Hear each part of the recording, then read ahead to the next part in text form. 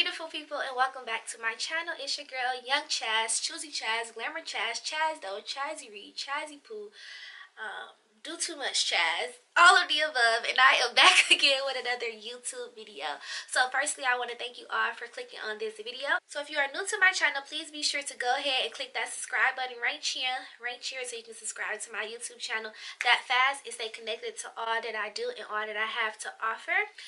And I want to give a big thank you to all of you, whether you new, old, in between, been here from the beginning, because I have reached 500 subscribers on YouTube. I said 500, actually over 500 subscribers on YouTube, so thank you all for that. So the hair that I'm using in this video, and actually the hair that is in my head, is some Brazilian hair that I purchased from a company called Got Links. If you're not familiar with the company Got Links, I will tag the full video of the review on this hair above and also in the description box below, so please be sure to check it out if you would like more details on the deets on this hair, y'all. I love it. It's real bum. But okay, you all, so if you want to learn how to make a U-part wig, just keep on watching this video. Please be sure to give this video a thumbs up and let's get it. Let's go. Okay, you all, let's start this video by me making the disclaimer that I am not an expert at this. Everything that I am doing is off of trial and error, and I still have so much to learn, but I hope you all learn some tips from this video. Firstly, let's get into a few things that you are going to need. You are going to need some thread. I like to use a curved needle opposed to the straight needles just because they're easier to work with, excuse me. So yeah, just going ahead and showing you what that curved needle looks like. Right here is just what a curved needle threaded will look like, and of course I went ahead and put about like 4 knots in there. So just make sure that you're doubling your knots, tripling. Right here is a dome cap that you are going to need. Dome caps are the primary thing that you need when making a wig. I like this one. It stretches, but it also fit very like forming on my head. So I got this at my local beauty supply store for a couple of dollars. These are optional. Here are just a few clips that I like to use just in case you need to clip something away, okay? As well as the hair tie is optional. Okay, y'all, so I know that these are thumbtacks, but you are going to need some push pins. But I didn't have push pins, so I'm using thumbtacks, and you will see in a second what those are used for. You are going to need some scissors, so make sure you grab. Next up is a mannequin stand, and I got this while I was in cosmetology school. I love this thing. It's really convenient. I know a lot of people use them when making their wigs, but you can always go ahead and put your mannequin head in your lap and do what you need to do to get the job done. And of course, you are going to need whatever bundles you are going to use. I am using mine from Got Links, excuse me. Be sure to check out my full review on these bundles. And then we are going to need a wig head. Mine was looking so crusty, so I went ahead and it was extra. And I'm just putting some real beat up makeup on her. Yep, that's my skills, y'all. That's what it looked like. We're going to give her a name, though. We're going to call her Sheila. Let's call her Sheila. So yeah, that's the mannequin head that you're going to need. And then this here is just something I have for cosmetology school as well. Just a quick way to have everything on me. You know, got my strap on me, my comb, my clip, my scissors, and all that good stuff, but it is not mandatory.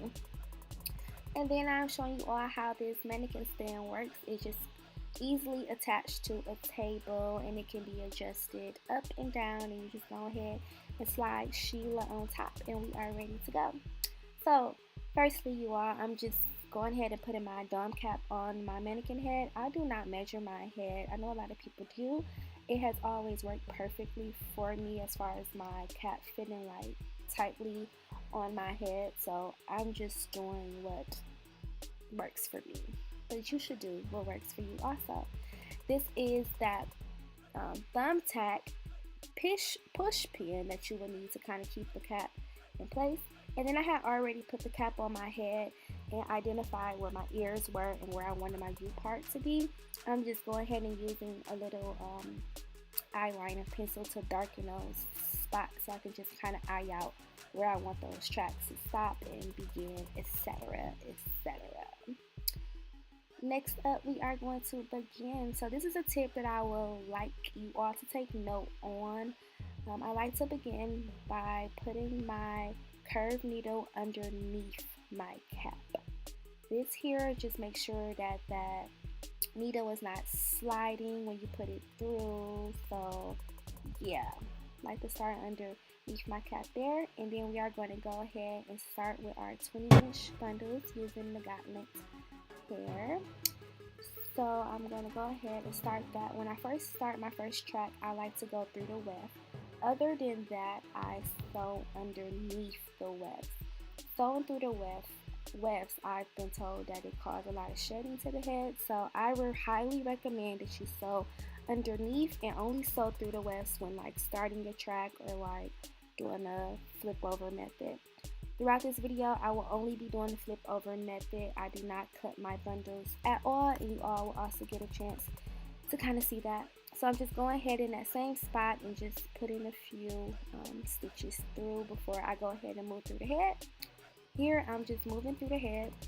As you can see, for some reason I like to pop the back of the needle when I put it in. I don't know, it's just like a really bad habit that I have. Yeah, you'll see that.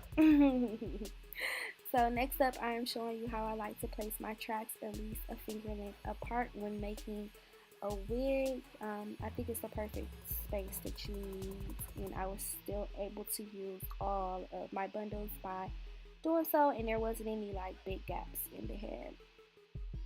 So we are making our way through the nape of the head. I went ahead off camera and just finished sewing about like 2 or 3 layers in the back, and I'm just showing you how to knot. So not more than once, you all. I did about like 4 knots in this area, which is what I'm showing you right now. Just how to knot. Like you don't know how to knot. You know how to knot. I'm sure you do. But just make sure you knot in more than once to make sure that that track is secured. And then we are going to take our scissors and we are going to cut, but do not cut very closely to where you knocked it at. Cut a little bit above that because you don't want the knots to come unloose.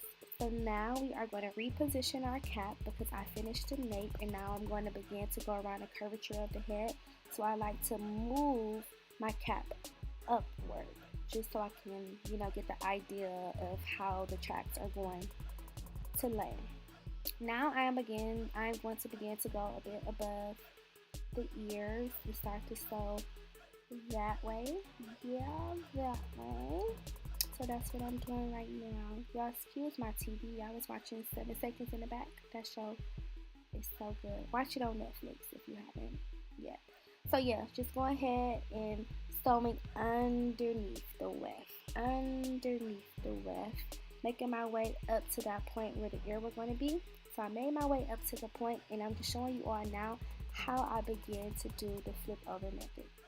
Get into that stitching though. Yes, yes. So getting ready to flip it again, doing the finger length apart, and I'm going to show you all up closely how to stitch when you do the flip over method so that the track lays flat. Okay, so this is black on black. It's probably hard to see, but as you can see in that one area, I am sewing through about like 4 times to make sure that that track is going to lay flat where we flipped it at. Applying a lot of pressure with my fingers to make sure that it's laying flat. You want flat surfaces, okay? So fast forwarding up a bit, I've made it above the ears. This here is just showing you all a big no and how the track got stuck. Wait, is this that area? Yeah, this is just showing you all how the track how the needle had got stuck. This happens, but don't panic. Just go ahead and cut it out, and then I was able to finish sewing through the head. Sorry y'all, I'm out of breath over here. So continuing to sew around the curvature of the head, again sewing underneath the weft. This here is our update so far, making it almost, I'll say about halfway to the head. If you kind of see the bundles looking guts, guys.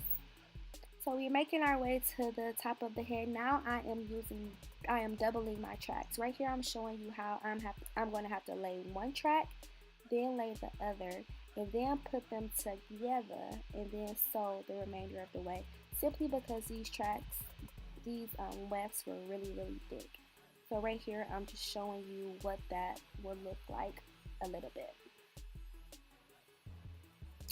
I really just want to highlight like certain like tips that I do and not bore you all by just showing you how to sew a full head. So hopefully you all are learning a few things right? so far.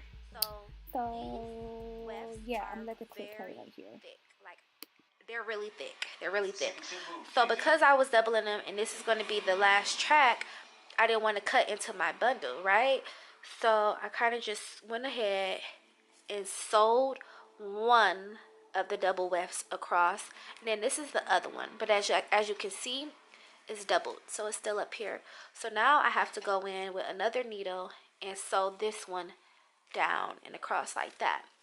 But what's going to happen is after I sew that down, I'm going to have some excess hair, about this much, that I'm just going to have to cut off, which isn't bad. I really don't want to cut the bundles at all, but I'd rather lose that little than more than just that. So far. Okay, y'all, and I forgot to say this in the beginning of the video, but you're about to see in a second. I like to start my tracks at least like a half an inch above the band right here, all the way around, because we're going to cut that off, but we're going to leave some on because that's how I like to sew the wig onto my braid, opposed to putting it through the tracks, if that makes sense. So yeah, as you all about to see here now is how I cut the U off as well as the band, and just showing you those bundles. Don't they look pretty? Okay, Sheila, I see you, Sheila girl.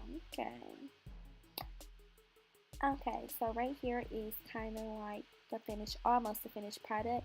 Just showing you how I go in and get ready to cut that U, as well as right here I like to leave a little bit of the dome cap on so that I can sew that onto my perimeter braid. Yeah, if that makes sense. If you all would like to see a video of me showing you how I install this video, I can do so. Just comment that below and let me know if that is something you would like to see, because in this video I did not show you how to do that. Right here it's just kind of what it would look like after we cut that U off, and now I'm going to show you how to cut the band off. So just go ahead and start it on one end, and you want to just cut some majority of it off, but leave a bit on. So look, go ahead and check that out as I do that. So yeah, you see I'm leaving some of it on, and that is the part that I'm going to attach on my perimeter braid. I'm telling you all, try this trick. It gives you so much room on your wig, just in case it is too small. It's just, it works. It's easier to install this way. I'm telling you, use this trick. So just go ahead and cut in that, and then yeah, this is the final look of our wig. So lastly, here's a few pictures just showing you all the wig up closely from an event that I recently hosted. So yeah, me and my mom, hey mom. So you all can kind of see how flat that wig lay at the top. Turned out really good. And here's a few more. Here, me and my friends, and I did not color this hair at all, you all. And lastly, that's me. So yeah, thank you all for watching this video. I hope you learned something, and I'll see you in my next video. Bye.